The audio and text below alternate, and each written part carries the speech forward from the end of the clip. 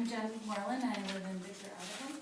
And thank you, first of all, I'd like to thank you for the opportunity to speak. I think the open mic and the town hall forums are really nice, and it's a great way for the public to be involved in decision making.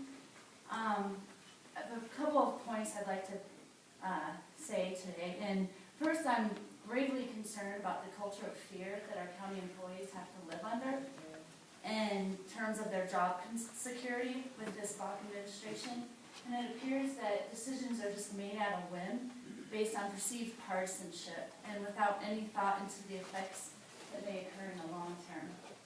As such, I hope you have considered the dire consequences that will occur in the county if the Teton County engineering position is eliminated in next year's budget. I believe that a full-time county engineer is a critical need for Teton Valley, and it helps ensure that public works are done correctly the first time around. And this helps to not only save taxpayers money, but it also helps ensure the safety of Teton Valley community members and families. And our engineer, Jay, has been incredibly successful in bringing in added revenue to Teton County through grants that have averaged more than his annual salary. And if his job isn't eliminated, I wonder who will write these grants to help fund our roads, bridges, trailhead improvements, and essential services for the county. Further, the timings to eliminate this critical position in our county could not be at a worse time. The county's landfill cap was done incorrectly when the county did not have an engineer, resulting in a huge liability for the county and dutiful taxpayers. If Jay's job is eliminated, then no one will be qualified to oversee the landfill cap enforcement engineering, who has already exceeded the original cost estimates. Can I just for make this one cap. comment for that real quick?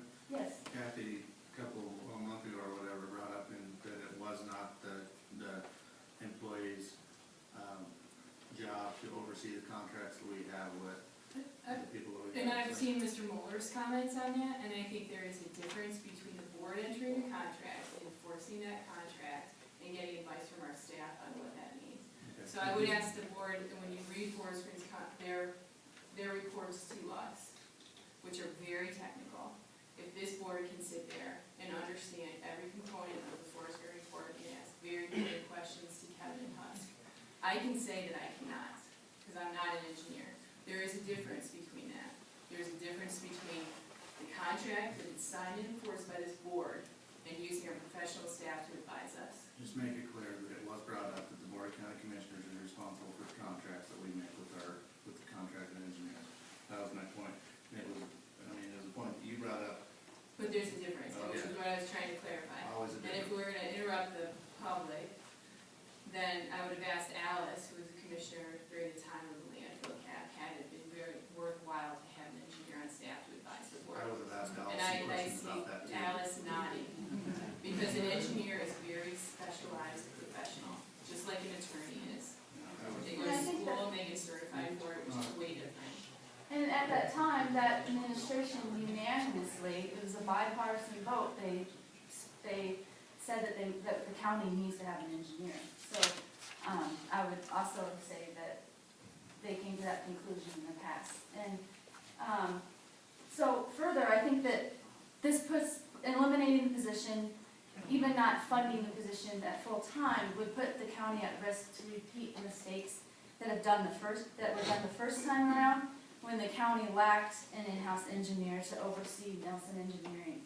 And so having a county engineer who lives here and is accountable to everyone in the entire community helps to safeguard that the cap is sealed correctly the second time around and does not poison our water and our community. So thank you very much.